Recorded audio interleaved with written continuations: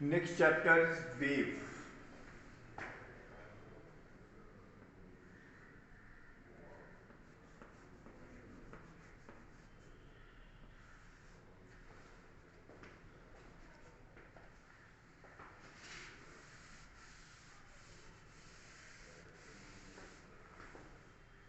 What is a wave?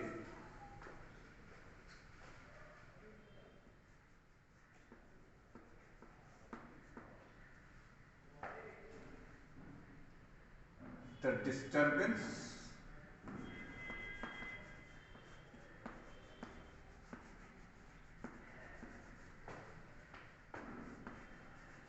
created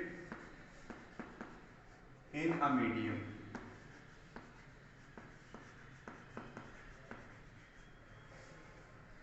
The disturbance created in a medium.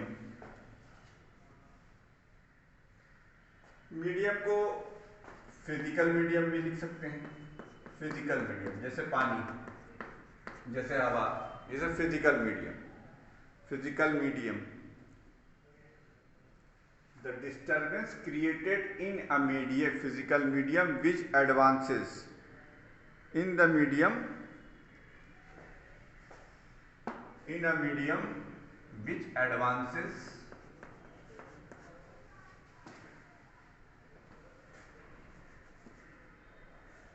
मतलब आगे बढ़ती हैं. which advances in a medium with definite speed. For an example, in a still water of pond, in a pond of still water, if you throw a stone, you observe that where the stone will be fall down on the water surface. After that, it will be reaches to the bottom and comes to the rest.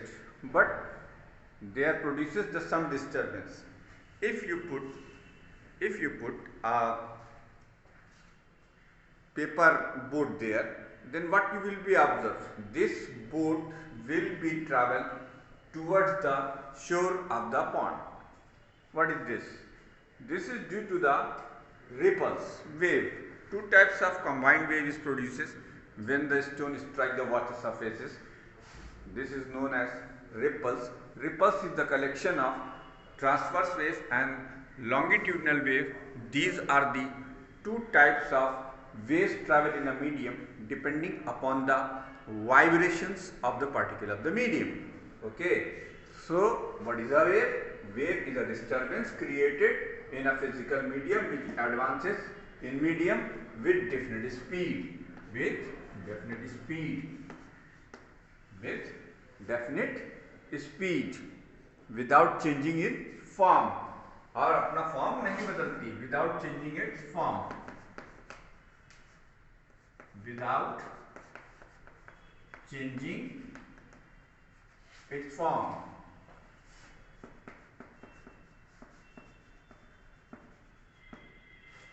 Without changing its form. The characteristic of a wave motion. Now we will going to discuss the characteristics of a wave motion.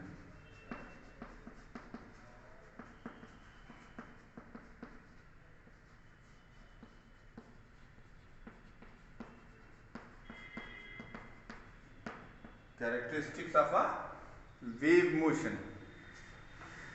For the propagation of a mechanical wave, a material body having the properties of elasticity and inertia is necessary. This is the first characteristic for the propagation. For the propagation of a wave in a physical medium,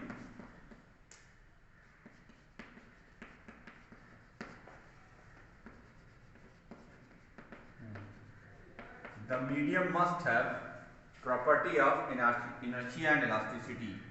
The medium must have properties of inertia and elasticity. This is the first point. In the wave motion,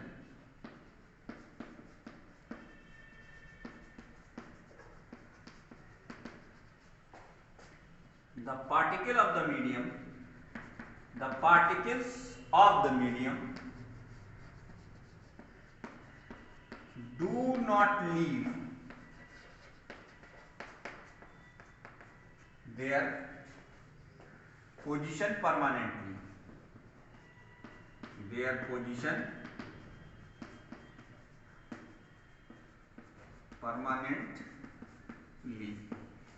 अपनी position को वो permanently leave नहीं करते. That is they not travel along the wave. That is they do not travel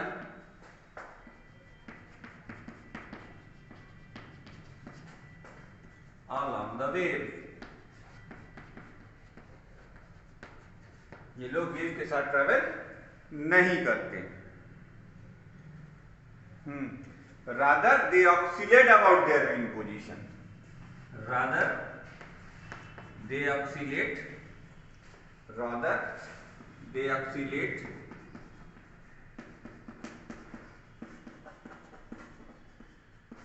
about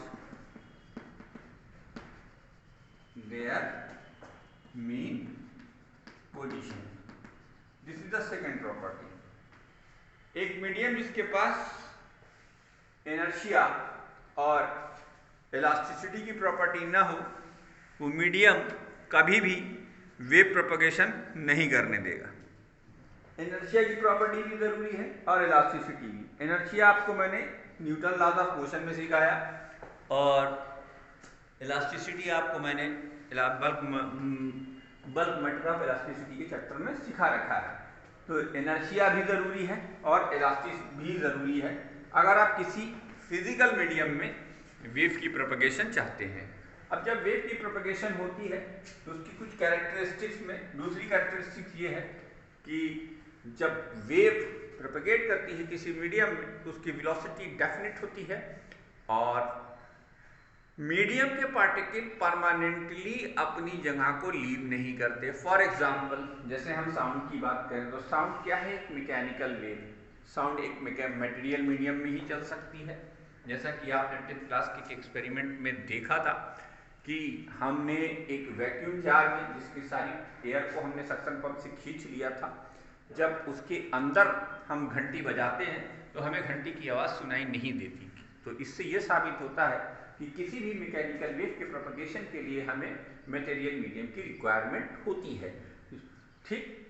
तो material medium में जब wave चलती है तो जो मीडियम के पार्टिकल होते हैं वो पार्टिकल अपनी जगह से लीव नहीं करते. अगर लीव करते होते तो मैं लगातार बोल रहा हूँ और आप सुन रहे हैं, आपके कान में इतनी हवा भर जाती कि फिर आप फर्दर हमको न सुन पाते. तो इससे साफ पता लगता है कि मीडियम के पार्टिकल मीडियम वेव के साथ नहीं चलते.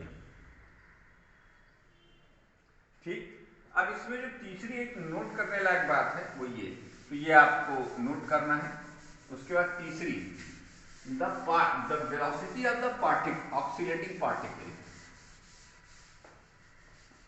The velocity of oscillating particle, ये जो तीसरा पॉइंट है, the velocity of oscillating particle.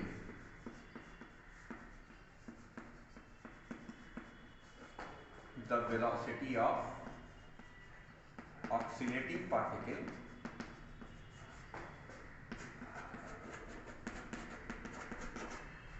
is different in different state of oscillation. अब जैसे एक पार्टिकल मीन पोजीशन पर है तो उसकी वेलोसिटी 0 होगी. ठीक. फिर 0 से लेकर एक्सट्रीम पोजीशन के बीच में डिफरेंट स्टेट पर उसकी वेलोसिटी डिफरेंट होगी.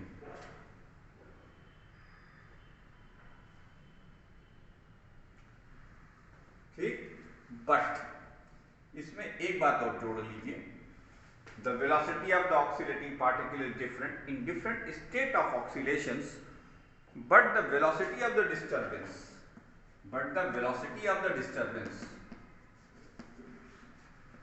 velocity of the disturbance, that is wave velocity. Wave velocity remains same and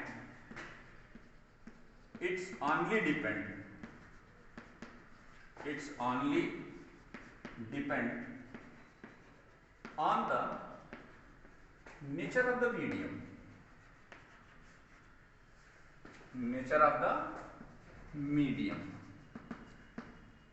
ये इसकी तीसरी प्रॉपर्टी। चौथा कैरेक्टरिस्टिक क्या है भाई? The face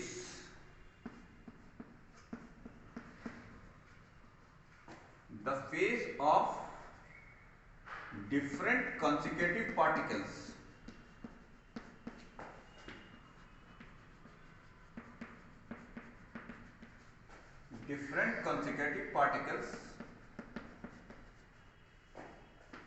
changes continuously.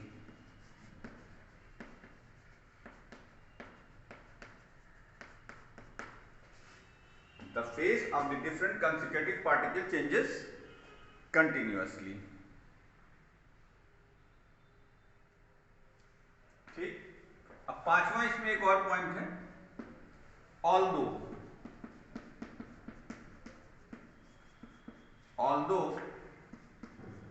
the particle of the medium does not propagate, although the particles of the medium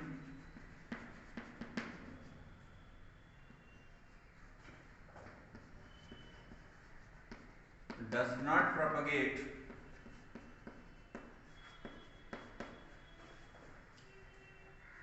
but energy transferred, ये एक important characteristics है। Although the particles of the medium does not propagate, but energy transferred,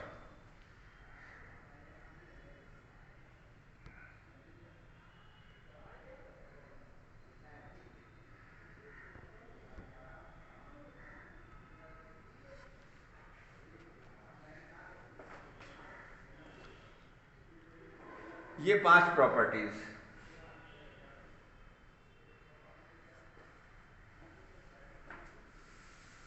note करिए, छठी property बताता हूं।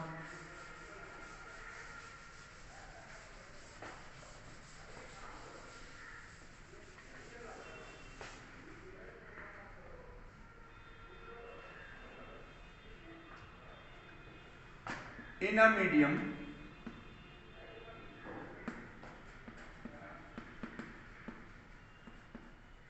two or more waves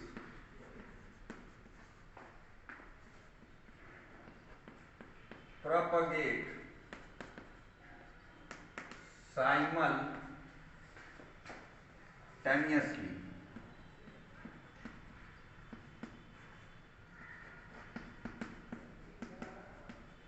without affecting each other, एक दूसरे को बिना इफेक्ट किए हुए चलती है। ठीक, when we, 7वां पॉइंट, एक साथ कई वेव्स एक मीडियम में चलेंगी लेकिन वो एक दूसरे को इफेक्ट नहीं डालेंगी। At the interface of two medium,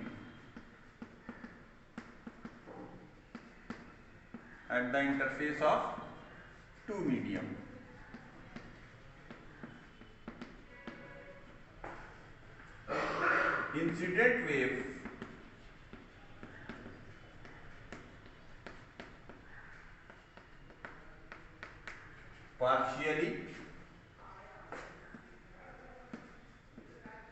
reflected and partially transmitted.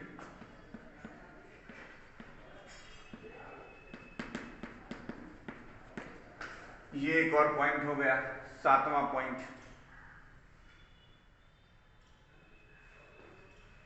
The phenomena of interference and diffraction, ये दोनों फिनोमिना आप क्लास 12 में वे लाइट के साथ पढ़ेंगे। यहां भी आपके सिलेबस में था लेकिन अब एक्सक्लूडेड है। The phenomena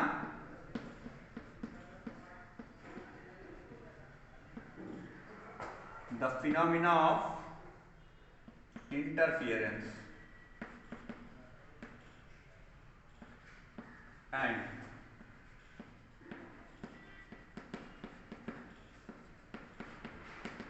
diffraction occurs in the propagation of wave। अब ये सब बात का डिस्कशन है कि कैसे क्या होता है इन द वेव प्रोपगेशन। तो ये कुछ कैरेक्टरिस्टिक्स हैं जो वेव की मैंने आपके लिए लिखी। तो what is the wave? Wave is a disturbance created in the physical medium which advances with a definite velocity without deforming its shape. अपने शेप को बिना डिफॉर्म किए चलती हैं, अपने शेप को बिना डिफॉर्म किए चलती हैं। तो चिल्ड्रन प्लीज इसे नोट कर ला लें। ये 8 कैरेक्टरिस्टिक्स मैंने आपको लिखाई वेव के बारे में। अब हम लोग वेव के बारे में पढ़ेंगे कि कितने टाइप की वेव्स होती हैं। देखो, मैकेनिकल वेव्स 2 टाइप की होती हैं।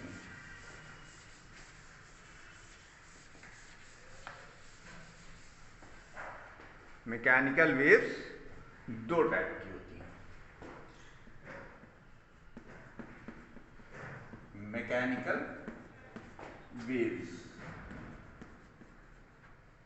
ये 2 टाइप की होती हैं। एक ट्रांसवर्स वेव और एक लॉन्गिट्यूडनल। लॉन्गिट्यूडनल 2 टाइप की वेव्स होती हैं।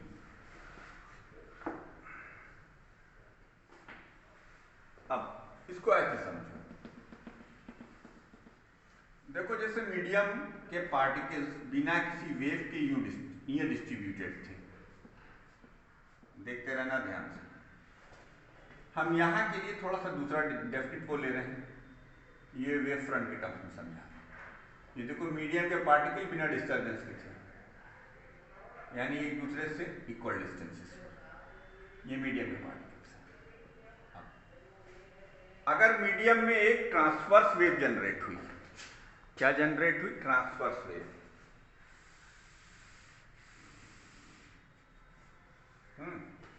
मीडियम में अगर एक ट्रांसवर्स वेव जनरेट हुई तो ये पार्टिकल अपनी पोजीशन को लीव करेंगे और कुछ इस तरीके से ये डिस्प्लेस करेंगे कि आपका वेव का शेप ये हो जाएगा। ये देखिए, ये साइनसोडियल वेरिएशन आपको दिख रहा होगा। ये देखिए, तो क्या लिखा जाता है? If the particle of the medium, if the particles of the medium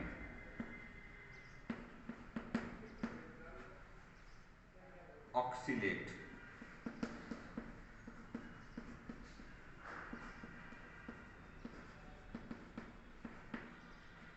perpendicular to the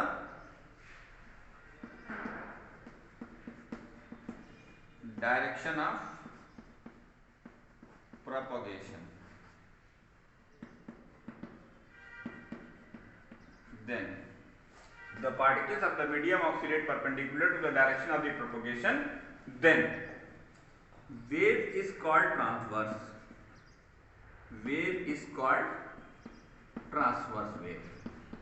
तो ट्रांसवर्स वेव की ये पहचान हो गई, ट्रांसवर्स वेव। ठीक। अब एक ट्रांसवर्स वेव में जो अपर के पीक पॉइंट्स होते हैं उनको हम क्रेस्ट बोलते हैं। और लोअर के जो पॉइंट्स होते हैं उनको हम ट्रफ बोलते हैं। तो formation of crest and trough due to the oscillation of the particle which are perpendicular to the propagation of the wave is known as transverse wave. ठीक, the distance between the two successive crest or trough is known as lambda and the distance traveled by the wave in the formation of two crest or two trough is known as lambda and the time taken by the wave is known as time period and the number of such time period का reciprocal उसकी frequency कहलाती है। ये सब चीजें मैं आपको uniform circular motion में भी एक्सप्लेन कर चुका हूं, इसलिए यहां नहीं करूंगा, याद रखिएगा। अच्छा, ट्रांसवर्स वेव के बारे में एक बात जान लीजिए कि चूंकि ट्रांसवर्स वेव के प्रोपगेशन से मीडियम के पार्टिकल वाइब्रेट करते हैं परपेंडिकुलर डायरेक्शन में, इसलिए ट्रांसवर्स वेव सिर्फ और सिर्फ कहाँ जनरेट होती है? सॉलिड में। ट्रांसवर्स वेव कहाँ जनरेट होती हैं? ट्रांसवर्स वेव कहाँ होती हैं? सॉलिड में। ठीक, आइए पहले थोड़ा सा लॉन्गिट्यूडनल के बारे में बात कर लें। अब देखिए मैंने ये लिखा, जब लॉन्गिट्यूडनल वेव चलेगी तो मीडियम के कुछ पार्टिकल बिल्कुल पास पास आ जाएंगे। जैसे मान लीजिए हमने ये 4 पार्टिकल एकदम पास कर लिए, ये 4 पार्टिकल, उसके बाद ये चार हमने पास कर लिए, अब ये 4 और दूर आ जाएंगे। ये देखिए, ये तो बेटा यहाँ पर डेंसर हो जाएंगे, यहाँ पे रेयर हो जाएंगे, फिर ऐसे ही 3 ऐसे कर लीजिए, 4 ऐसे कर लीजिए, और फिर ये दूर दूर व्हाइट बोर्ड की जगह के हिसाब से। तो if the particle of the medium, अच्छा इसे कहते हैं कंप्रेशन। क्या कहते हैं इसे? कंप्रेशन। और ये क्या कहलाता है? रेरिफैक्शन। ठीक, अब what is the definition of longitudinal wave? If the particle of the medium oxalate in the direction of propagation, if the particle of the medium oscillate in the direction of propagation of wave, direction of propagation of waves, direction of propagation of wave. If the particle of the medium oscillate in the direction of propagation of wave, then wave is called longitudinal. Then wave is called longitudinal. तो wave दो type की होती हैं, physical wave, mechanical wave दो type की होती हैं। एक होती है ट्रांसवर्स वेव, दूसरी होती है लॉन्गिट्यूडनल वेव। तो हमने आपको लॉन्गिट्यूडनल और ट्रांसवर्स वेव का डिफरेंस भी बता दिया। एक transverse wave formation of crest और ट्रफ से होती है, और एक लॉन्गिट्यूडनल वेव फॉर्मेशन ऑफ रेरिफैक्शन और कंप्रेशन से होती है। ठीक, इसे नोट कर डालिए, डायग्राम से आपको समझ में आया। कुछ बातें हम आपको यहाँ नोट कराना चाहते हैं कि क्या क्या वो आप देखिए।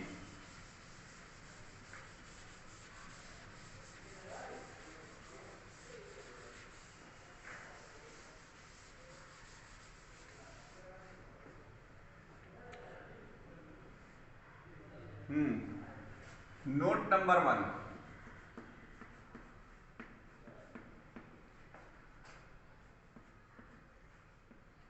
Transverse wave can propagate in solid medium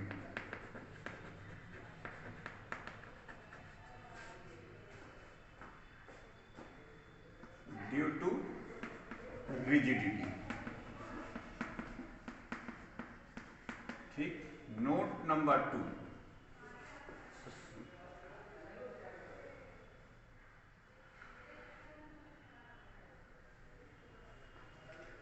liquid के केस में, in case of liquid, in case of liquid,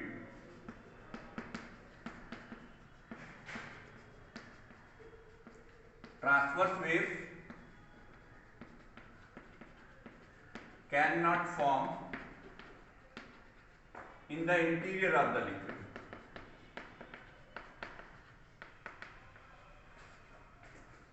In the interior of liquid.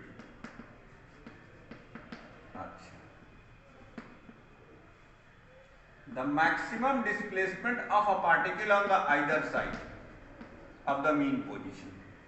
The maximum displacement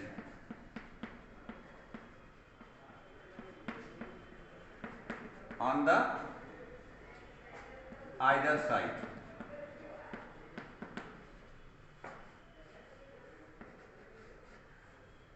of the mean position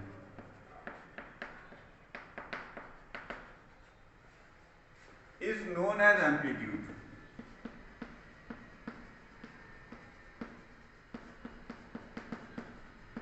Is known as amplitude. ठीक, एक point और लिख लीजिए. The distance between two crest or trough and to rarefaction or compression. Rarefaction or compression is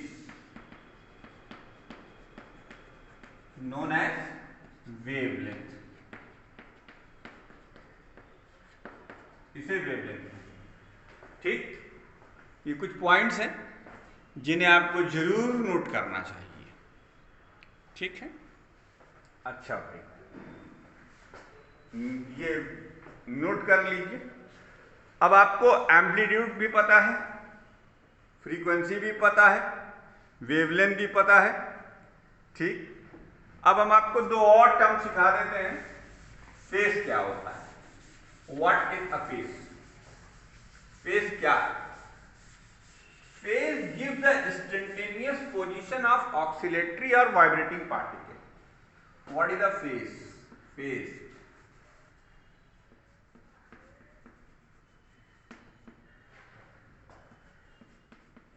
the phase is the term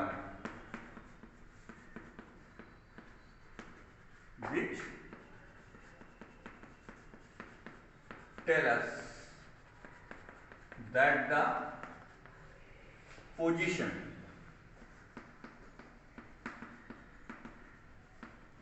of oscillating particle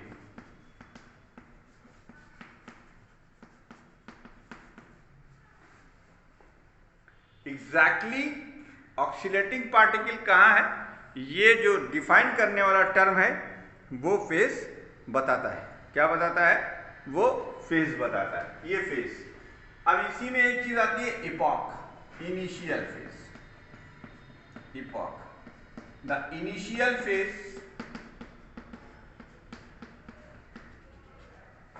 is known as epoch. इसे epoch कहते हैं. ठीक, अब एक और टर्म जानिए, वेव वेलोसिटी. वेव वेलोसिटी क्या होती है? Let n be the frequency, यानी number of oscillation per second. n be the frequency and t be the time period. T be the time period of an oscillating body. Of an oscillating body. Let n be the frequency and t be the time period of an oscillating body. The wave produced by this wave body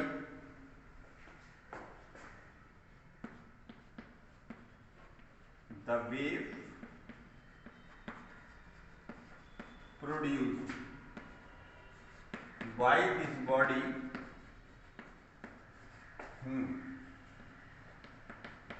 will travel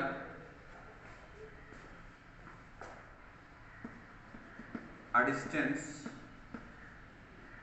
lambda in time t. The wave produced lambda in time t. ठीक है भैया। तो wave velocity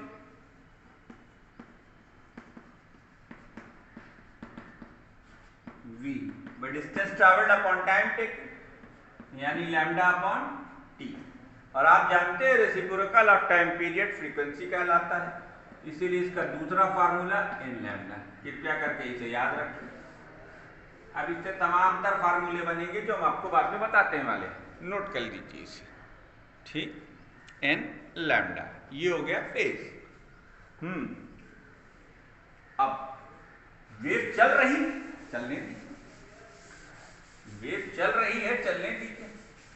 अब expression of the wave, देखो ये important है, यहीं से न्यूमेरिकल्स पूछे जाएंगे। Expression for the displacement in the wave motion, expression for the displacement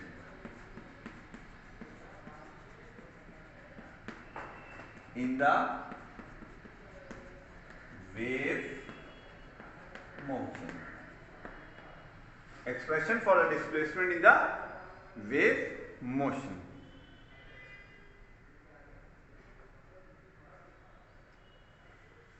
ठीक, a wave which is propagate in a medium continuously,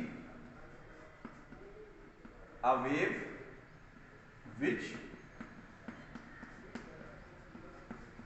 propagate in a medium continuously,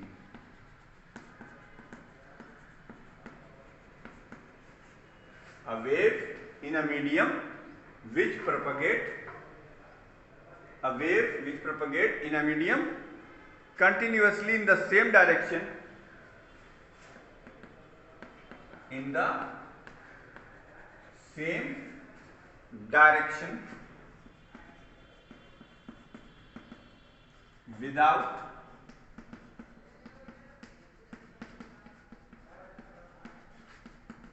changing its amplitude, without changing its amplitude is called plane progressive harmonic wave, plane progressive harmonic wave, no sorry, इसे plane progressive wave लिखो भाई। अब इसमें एक बात और लिखो, if during the propagation of a wave, if during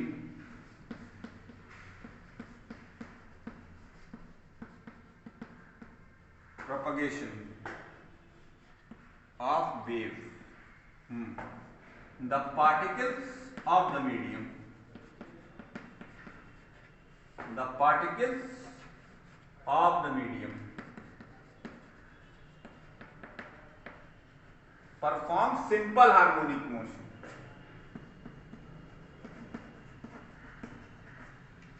perform simple harmonic motion then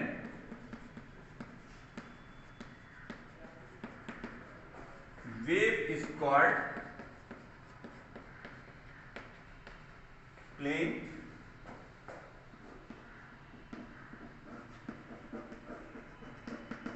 progressive harmonic wave. तो अगर किसी वेव के प्रोपगेशन में मीडियम के पार्टिकल SHM परफॉर्म करते हैं तो उसे हम फिर प्लेन प्रोग्रेसिव हार्मोनिक वेव कहते हैं। ठीक, क्या कहते हैं? Plane progressive harmonic wave. अब हम इसका डेरिवेशन नहीं करेंगे, ये नोट कर डालिए। अब देखिए, इसका हम एक्सप्रेशन बताएंगे जिससे न्यूमेरिकल बनते हैं। जैसा कि आपको मैंने पहले बताया कि किसी वेव के चलने से मीडियम के पार्टिकल या तो मीडियम के डायरेक्शन ऑफ प्रोपगेशन के अपवर्ड डाउनवर्ड यानी perpendicular to the propagation vibrate करेंगे या टू एंड फ्रो वाइब्रेट करेंगे। इन दोनों केसेस के अंदर मीडियम के पार्टिकल डिफरेंट पोजीशन के पार्टिकल डिफरेंट टाइम पे डिफरेंट डिस्टेंस पे डिफरेंट पोजीशन पर होते हैं। ठीक है, तो जब एक वेव प्रोपगेट करती है तो मीडियम के डिफरेंट पार्टिकल डिफरेंट पोजीशन पर होते हैं। बात समझ में आ गई? अच्छा, अगर वो प्लेन प्रोग्रेसिव हार्मोनिक वेव हुई तो जो पार्टिकल अपनी जगह से डिस्प्लेस हुआ है वो किस रूल को फॉलो करता हुआ होगा? साइन रूल को फॉलो करता हुआ होगा। बस इसी बात को पकड़कर बैठ जाओ, इसी बात को पकड़कर बैठ जाओ और देखो एक डायग्राम। जैसे हमने एक साइनोसाइडल वेव बनाई। आप जानते हैं साइनोसाइडल वेव किसको कहते हैं? ये एक साइनोसाइडल वेव है।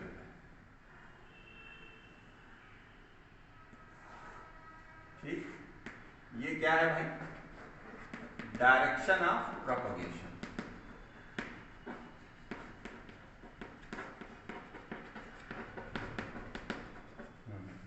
कोई एक पार्टिकल मान लीजिए, जैसे हमने ये पार्टिकल माना। इस पार्टिकल की डिस्टेंस मीन पोजीशन से, इस पार्टिकल की पोजीशन मीन पोजीशन से x थी, यानी ये पहले पार्टिकल से कितनी दूर है? x डिस्टेंस पर है। ये कौन सा पार्टिकल है? पार्टिकल P है और इसका परपेंडिकुलर डिस्प्लेसमेंट y है। ये क्या है? ये एट t है, एट, तो position of the particle at t।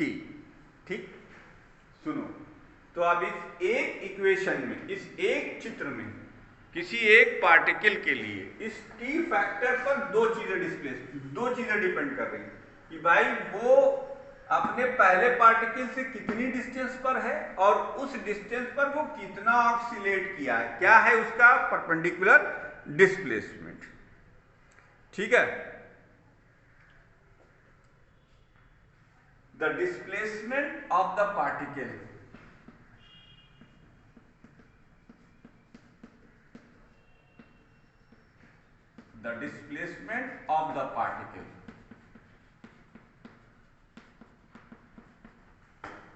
P at any instant of time T is given by y is equal to, ये मान लीजिए इसका एम्पलीट्यूड है जिसे हम a लिख रहे हैं, ये इसकी वेवलेंथ है जिसे हम लैम्डा लिख रहे हैं, वेव की वेलोसिटी हम v मान रहे हैं। क्या मान रहे हैं? वेव की वेलोसिटी v मान रहे हैं। तो displacement of the particle which is at a distance of x from the mean position y is equal to a sin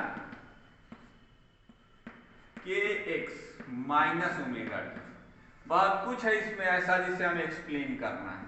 ये देखो फेज है, क्या ये फेज, ये फेज, सॉरी इसको नहीं, इसको कहो, ये है तुम्हारा फेज, क्योंकि देखो ए तो है एम्पलीट्यूड। अब अगर इसकी वैल्यू 0 आ गई तो वो मीन पोजीशन पर, अब इसकी वैल्यू अगर 1 आ गई तो साइन 1, अगर इसकी वैल्यू पूरे की 1 आ गई तो मैक्सिमम पोजीशन पर। तो ये देखो क्या बता रहा है, फेज। ये क्या है बेटा, फेज। अब इसके अंदर जो टर्म्स है मैं वो बताऊंगा। तो ये क्या है, displacement equation of a particle in the plane progressive harmonic wave at a distance x from the mean position at time t, ठीक है, from the it's main position. देखो ये x डायरेक्शन में, यानी वो यहां से कितनी दूर है, उस दूरी पर उसका वर्टिकल डिस्प्लेसमेंट कितना y। तो यहां दो डिस्प्लेसमेंट हैं, एक पार्टिकल की दूरी क्या है मीन पोजीशन से, और एक पार्टिकल का डिस्प्लेसमेंट यानी अप एंड डाउन कितना ऑक्सीलेट किया, कौन सी पोजीशन पर है वो, पीक पोजीशन पर है, मीन पोजीशन पर है, किसी मिड पोजीशन पर है, ये हम देख रहे हैं। तो k क्या है भाई, k एक बड़ा इंपॉर्टेंट नंबर है, इसे हम प्रोपगेशन कांस्टेंट कहते हैं। क्या कहते हैं, प्रोपगेशन कांस्टेंट। एक न्यूमेरिकल आपका यहीं से आएगा, प्रोपगेशन कांस्टेंट। ठीक, अभी कैसा न्यूमेरिकल आएगा वो भी आपको बताता हूं। k is equal to propagation constant और इसकी वैल्यू होती है 2 पाई बाई लैम्डा। याद रखिएगा k क्या है, propagation constant 2 pi by lambda. Omega से आपकी मुलाकात मैंने यूनिफॉर्म सर्कुलर मोशन में कराई थी, फिर इससे पहले हमने आपकी एसएचएम में भी कराई थी। इसे आप जानते हैं बखूबी, ये है एंगुलर फ्रीक्वेंसी। क्या है बेटा, ये एंगुलर फ्रीक्वेंसी। अब ये जो एंगुलर फ्रीक्वेंसी है इसको आप 2 पाई अपॉन टी भी लिख सकते हैं, बहुत बढ़िया बात है। तो जरा इन दोनों की वैल्यू आप जब यहां रखेंगे तो आपको वेव का एक और इक्वेशन दिखाई देगा। देखो नीचे जगह है यार, तो अगर ओमेगा और के की वैल्यू रखो तो y की value a sine 2 pi common आ जाएगा और x अपॉन लैम्डा हो जाएगा और माइनस t अपॉन टी हो जाएगा। ये देखो एग्जैक्ट दूसरा इक्वेशन आ गया, a sine 2 pi x by lambda t upon T. ऐसे तो हम तमाम इक्वेशन बना सकते हैं, लेकिन आपको ज्यादा घबराने की जरूरत नहीं है, आप इससे ही काम चला सकते हैं। बात समझ में आ रही भैया, t बाई लैम्डा। इसे नोट कर डालिए, क्योंकि 11th में हम बहुत ज्यादा प्रेशर नहीं देंगे आपके ऊपर, आपको परेशान नहीं करेंगे। तो ये एक इक्वेशन हो गया, y बराबर a sine K x minus omega T plus 5। ये एक इक्वेशन आप याद रखिए। अब मान लीजिए कि उसके पास कुछ इनिशियल फेज, तो बस तुम ये इक्वेशन याद रखो। अब हम इसमें और भी कुछ कमाल अगर चाहे तो आपको दिखा सकते हैं। क्या कमाल दिखा सकते हैं कि मान लीजिए आपका एक पार्टिकल है जिसका oscillation y is equal to a sine omega T minus 5, क्योंकि as the particle of the medium, as the particle of the medium, particle of the medium perform SHM. क्या परफॉर्म कर रहा है, एसएचएम। हेंस डिस्प्लेसमेंट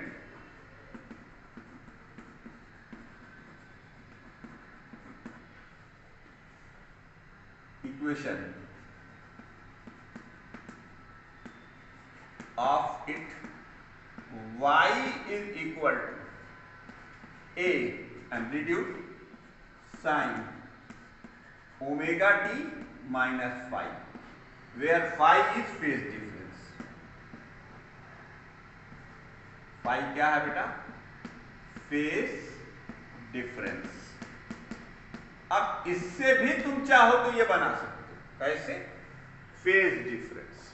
ये दिखाने का मकसद सिर्फ इतना था कि आप ये भी जान जाएं कि और भी पॉसिबिलिटीज हैं, लेकिन चलिए हम उसी को आगे बढ़ाते हैं। तो एक इक्वेशन की, अब यहाँ 5 क्या है, फेज डिफरेंस है। अच्छा देखो अब इससे भी निकाल के दिखाते हैं।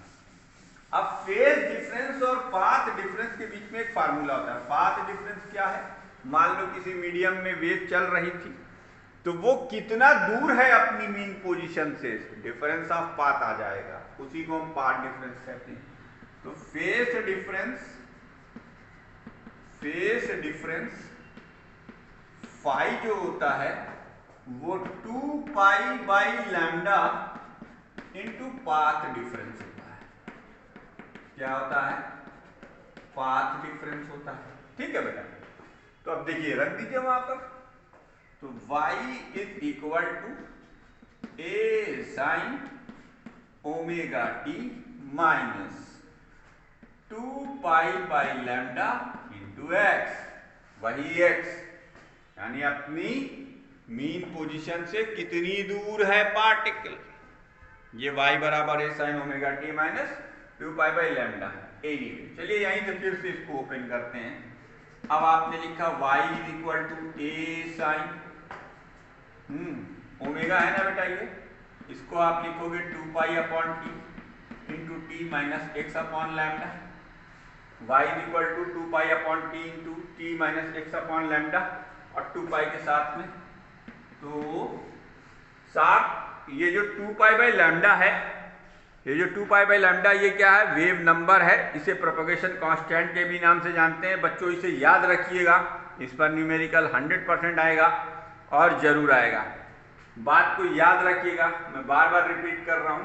अच्छा देखो 1 अपॉन टी क्या होता है? फ्रीक्वेंसी होती है। क्या होती है भाई? फ्रीक्वेंसी, है ना। तो एक इक्वेशन और बना सकते हैं, a साइन ये हो गया। अबे देखो 1 अपॉन टी को हम क्या लिख देंगे? 2 pi n into T minus 2 pi X upon lambda. बेटा ये जो n है, फ्रीक्वेंसी क्या होता है? Wave velocity divided by wavelength. लिख दो, देखो एक इक्वेशन और बनेगा, a sine 2 pi v t upon lambda minus 2 pi X upon lambda. अर्थात इसमें अगर हम देखें तो हम a लिखेंगे, साइन लिखेंगे और ये 2 पाई कॉमन ले लेंगे, 2 पाई कॉमन ले लेंगे, 2 पाई कॉमन ले लीजिए, ये और लैम्डा भी कॉमन ले लीजिए, तो ये क्या बचा? vt और इधर क्या बचा? x। ये है मोस्ट जनरल इक्वेशन। आप जानते हैं यहां v क्या है? वेव वेलोसिटी है। ठीक, अब एक बात और वाज़ेह कर दूं, यहां पर कि ये हमने जो इक्वेशन बनाया ये x डायरेक्शन में ट्रैवल कर रहा है, इसे नोट कर डालिएगा। अब अगर यही नेगेटिव x डायरेक्शन में ट्रैवल करती हुई वेव होती तब ये चीज प्लस में आ जाती। कैसे? If wave is travelling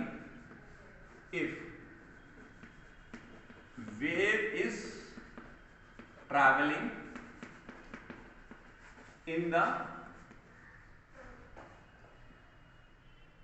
negative x direction, then अब पहला equation y is equal to a sine K X plus omega T. ये प्लस साइन बताता है कि ये नेगेटिव डायरेक्शन में ट्रैवल कर रही है। दूसरा equation a sine 2 pi by lambda into V T minus K X plus K X, V T plus x.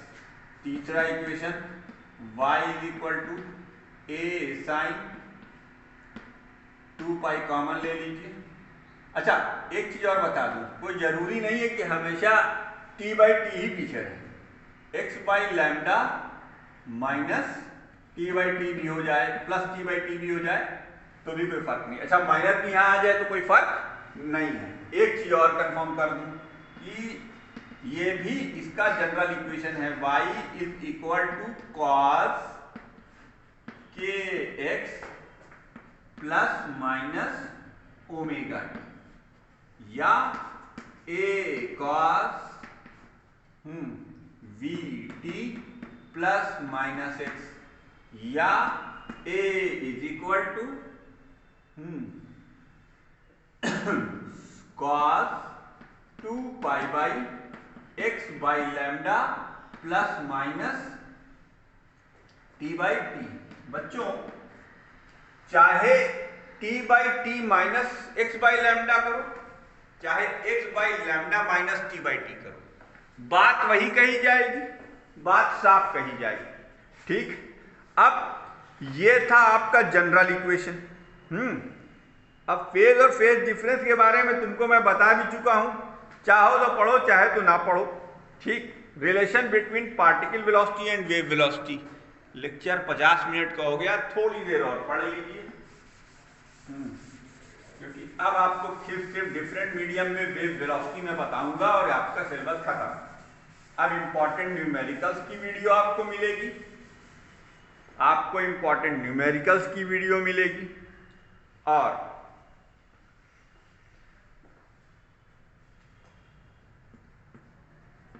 Relation between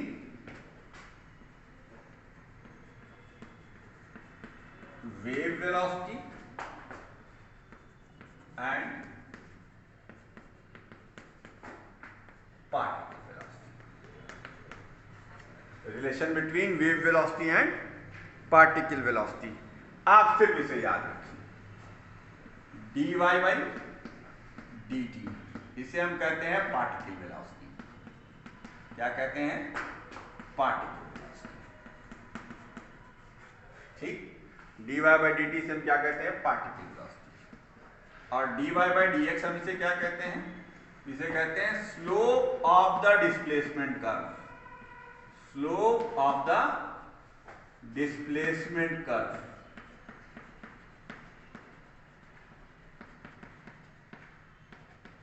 तो फार्मूला कहता है कि particle velocity is equal to minus times v into dy by dx।